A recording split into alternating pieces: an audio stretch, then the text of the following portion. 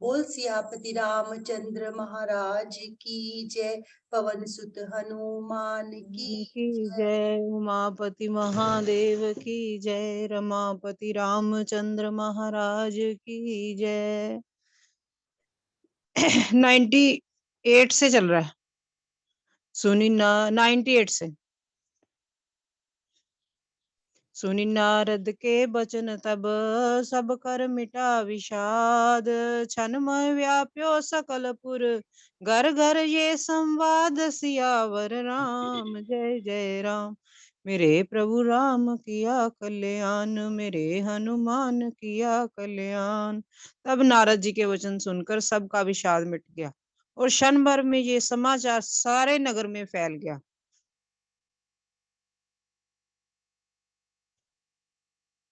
अब नारद जी और सप्तऋषि जब आए हैं ना, आकर उन्होंने हिमवान उनको लेके गया साथ में मैना के पास, पार्वती जी की माता के पास, कि ये तो विवाह के लिए अब मान ही नहीं रही है। तो वहां पर जाके जब नारद जी ने उन्हें फिर से समझाया और ये बताई, पूरी कथा सुनाई है पुरानी, कि ऐसे माता भवानी ने सती के रूप में जन्म लिया था और फिर ऐसे कर शरीर को त्याग कर वो दोबारा से पार्वती के रूप में आपके घर में जन्मी है, और विवाह तो लगन तो इनका भोलेनाथ से ही होगा। और जब ये पता चला है कि जो ये हमारी पुत्री पार्वती जो है ये माँ सती का रूप है, तो फिर सब प्रसन्न हो गए हैं, सब मान गए हैं विवाह के लिए। और ये सारे नगर में ये बात फैल गई है। अब पहले तो नारद जी ने उनको नहीं बताया था ये बात, अब बताई है, तो ये सारे नगर में प्रसन्नता के साथ ये बात फैली है कि वाह, ये जो हमारी पार्वती है ये माता सती का ही रूप है, और माता सती ने ही पार्वती के रूप में हमारे घर में जन्म लिया था। और अब विवाह देखने के लिए सब उत्सुक हो गए हैं, भागे आ रहे हैं फिर से, जो डर कर भाग गए थे भोलेनाथ का स्वरूप देखकर। और इधर कई जगह पे ये भी मिलता है, यहाँ पे रामायण में मुझे नहीं पता लिखा हुआ है कि नहीं, आगे आएगा, कि पार्वती ने जब माता को देखा है ना ऐसे दुखी, तो उन्होंने प्रार्थना की है भोलेनाथ से कि भोलेनाथ, आप तो अपने जो अति सुंदर मनमोहक स्वरूप है, मोहिनी रूप को धारण करके आइए और सबको प्रसन्न कीजिए। तो भोलेनाथ ने उस वेश को त्याग कर ऐसा मनमोहन रूप बनाया है कि देखते छवि देख देख कर लोग प्रसन्न हो रहे हैं जी। तब मैना हिमवंत नंदे पुनि पुनि पार्वती पद बंदे। नारी पुरुष शिशु जुबा से आने नगर लोग सब अति हर्षाने। तब मैना और हिमवान आनंद में मगन हो गए और उन्होंने बार बार पार्वती जी के चरणों की वंदना की। और स्त्री पुरुष बालक युवा और वृद्ध नगर के सभी लोग बहुत प्रसन्न हुए। लोग होनपुर मंगल गाना सजे सभी हाटक घटनाना। भांति अनेक भई जेवन नारा सूप शास्त्र जस कछुए वारा। नगर में मंगल गीत गाए जाने लगे। सब ने भांति भांति के स्वर्ण के कलश सजाए।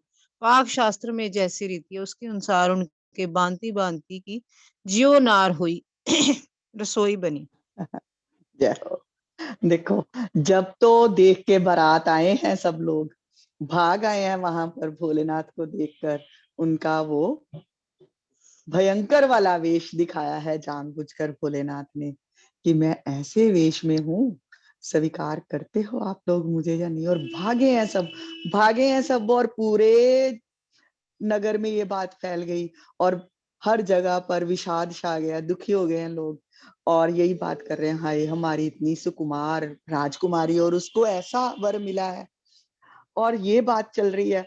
और अब जब नारद जी ने समझा दिया, पता चला है, ओ जग जननी है हमारी पार्वती, ये सुकुमारी राजकुमारी नहीं, ये तो भोलेनाथ की प्रिय सती ही है। तो ये बात अब फैली है, तो सब इतने प्रसन्न हो गए हैं, प्रसन्नता छा गई है पूरे नगर में, उल्लासित होकर लोग फिर से विवाह के लिए उत्साहित हो गए हैं। और जो रसोइये थे सब सबने काम छोड़ दिया था, वो हम तो मैना ने बोल दिया कि अपनी पुत्री की शादी नहीं होगी भोलेनाथ के साथ, तो अब सब दोबारा से कामों में जुट गए हैं। और वैसे ही और ऐसे ऐसे पकवान बनाए गए थे हिमवान के यहाँ पर, उसके लिए तो तुलसीदास जी ने आगे लिखा हुआ है कि मैं वर्णन नहीं कर सकता, क्योंकि अन्नपूर्णा का घर है, अन्नपूर्णा का मायका है, तो क्या पकवान बने थे, उसका तो वर्णन किया ही नहीं जा सकता जी। सो जेवनार की जाए बखानी, बसे भवन जेहि मात भवानी। सादर बोले सकल बराती, विष्णु विरंच देव सब जाति। जिस घर में स्वयं माता भवानी रहती हूँ, वहां की भोजन सामग्री का वर्णन कैसे किया जा सकता है।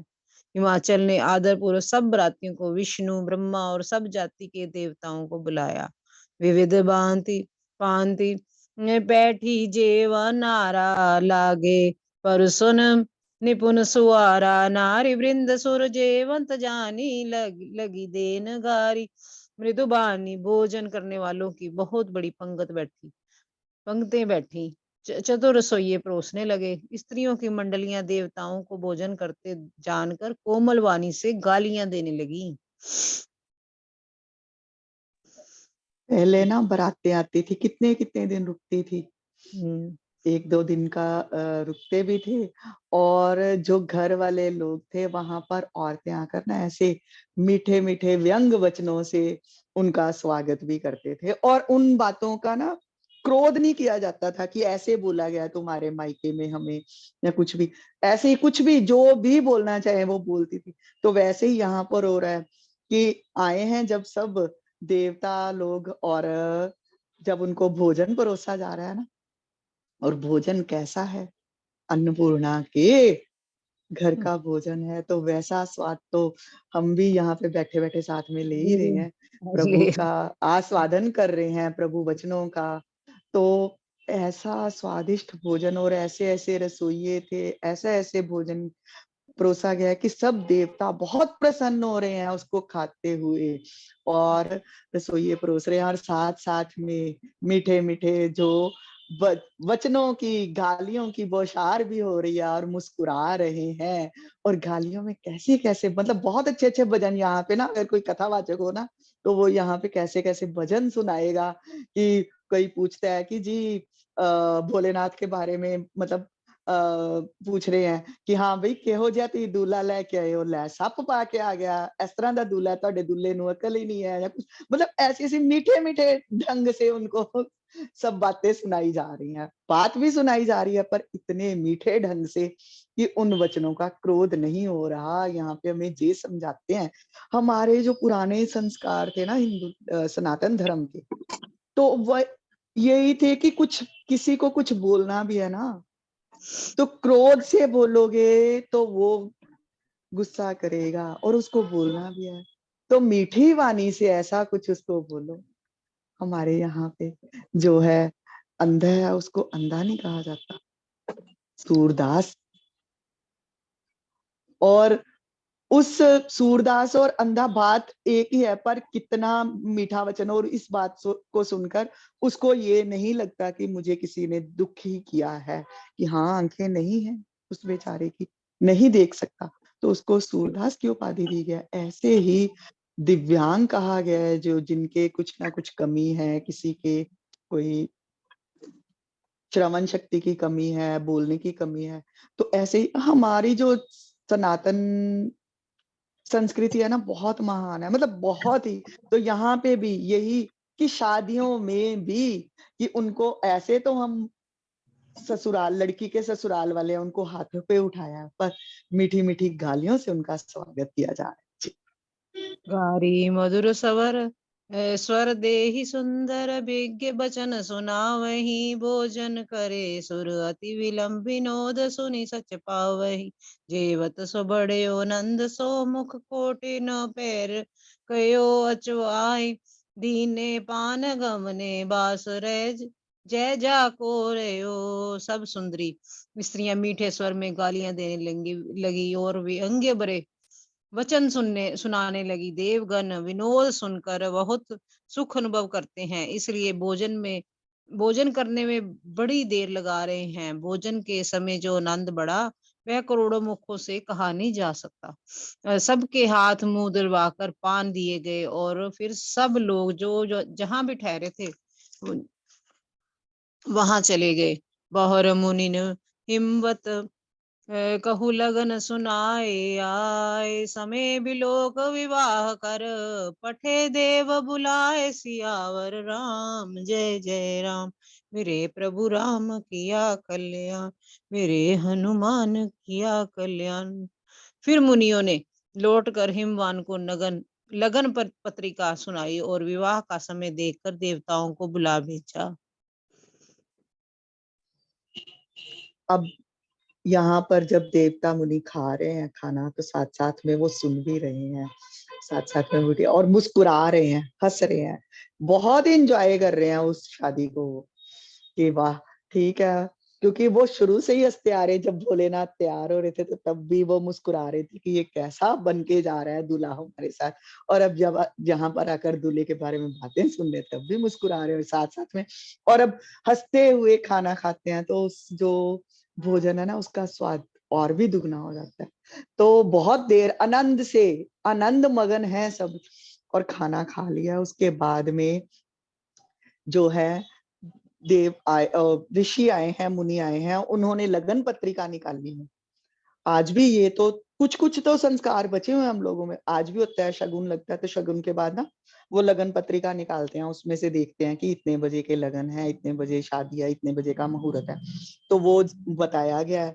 और देवताओं को पहले तो खाना खिलाने के बाद भेज दिया गया कि आप यहाँ पर आपकी विश्राम की जगह है, इस भवन में आप लोग रुकेंगे। तो चले गए हैं वो लोग।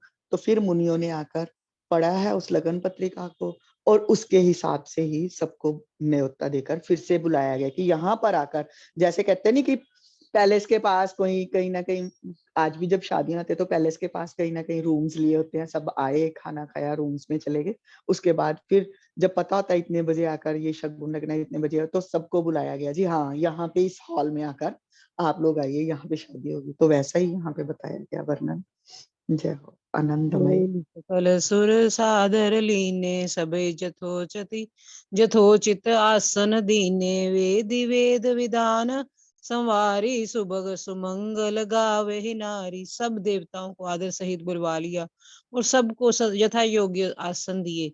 वेद की रीति से वेदी सजाएगी और स्त्रियां सुंदर श्रेष्ठ मंगल गीत गाने लगी। सबको बुलाया गया है, और यहाँ पर भी हम लोगों में भी ये लोग होते हैं जो क्या कहते हैं, आज भी ये संस्कृति तो ये चलती है कि सुहाग गा रही होती हैं, जो सुहाग गाए जा रहे हैं, मंगल गीत गाए जा रहे हैं वहां पर, और साथ साथ में वहां शादी की तैयारी हो रही है, मंडप सजा हुआ है और सबको बुलाया गया, सब देव आ गए। सिंहासन अति दिव्य सुहावा, जाई न बरनि बिरंचि बनावा। बैठे से विप्रन सिर नाई, हृदय सुमिर निज प्रभु रघुराई। वेदिका पर एक अत्यंत सुंदर दिव्य सिंहासन था, जिसकी सुंदरता की वर्णन नहीं किया जा सकता, क्योंकि वह स्वयं ब्रह्मा जी का बनाया हुआ था। ब्राह्मणों को सिर निभाकर और हृदय में अपने स्वामी श्री रघुनाथ जी का स्मरण करके शिव जी उस सिंहासन पर बैठ गए। भोलेनाथ आए हैं, और देखो दूल्हे के रूप में भी विष्णु और लक्ष्मी के रूप में पूजन होता है, आज भी होता है शादियों में। दूल्हे का और वर और वधू का जो पूजन है ना, विष्णु और लक्ष्मी के रूप में किया जाता है। तो इधर ब्रह्मा जी ने सिंहासन बनवाया है भोलेनाथ के लिए, तो उस पर आकर भोलेनाथ को बैठने के लिए कहा है, और भोलेनाथ ने अपने गुरु अपने प्रभु राम का हृदय में चिंतन करते हुए उस सिंहासन पर विराजमान हुए हैं। हाँ जी। बहुर मुनि सन उमा बुलाई, करे सिंगार सखी ले आई। देखत रूप सकल सुर मोहे, बरने जबी अस कही कभी कोहे। फिर मुनीश्वर ने पार्वती जी को बुलाया और सखियां बन श्रृंगार करके उन्हें ले आई। पार्वती जी के रूप को देखते ही सब देवता मोहित हो गए। संसार में ऐसा कवि कौन है जो उस सुंदरता का वर्णन कर सके। जगदम्बिका जानी बव बामा, सुर नय मुनि मन है मन कीन प्रणामा, सुंदरता मर जाद भवानी, जाई न कोटे बदन बखानी। पार्वती जी को जगदम्बा और शिव जी की पत्नी समझकर देवताओं ने मन ही मन प्रणाम किया और भवानी जी की सुंदरता की सीमा है, करोड़ों मुखों से भी उनकी शोभा कही नहीं जा सकती। अब वर तो सुशोभित हो गए सिंहासन पर और अब वधु को बुलाया गया है। और जगदम्बिका भवानी जब आई है ना, तो उनको देखकर सबको, सबके हृदय आनंद से भर उठे हैं। उनकी शोभा का तो कहते हैं कि 100 मुख वाले शेषनाग भी वर्णन नहीं कर सकते। तो तुलसीदास जी कह रहे हैं, मैं क्या वर्णन करूं, अनुपम शोभा। और देव भी उनको माता जगदम्बिका भवानी के रूप में देखकर प्रसन्न हो रहे हैं कि माता अब आई है। और माता का जब पुत्र उत्पन्न होगा तो राक्षसों से हमें मुक्ति मिल जाएगी, हमें अपना जो है देवलोक भी वापस मिल जाएंगे। इसलिए भी आनंद भर रहा है और वैसे भी आनंद भर रहा है। माता को देखकर वो सब अभिभूत हो गए हैं, आनंदमय हो गए, आनंदमग्न हो गए। कोटि बदन नहीं बरने बरनत जग जननी, शोभा महासकुच ही कहत श्रुति शेष, सारद मंदमति तुलसी कहा, छवि खानी मातु भवानी गवनी, मंद मदे मंडप शिव जहाँ, अवलोक सके न सकुच पति, पद कमल मनु मधुकर तहाँ, मुनि अनुशासन गणपति, पूज्य शंभु भवानी, को सुनी संशय करे, जानी सुर नादि जिय जान सियावर राम। जय जय राम।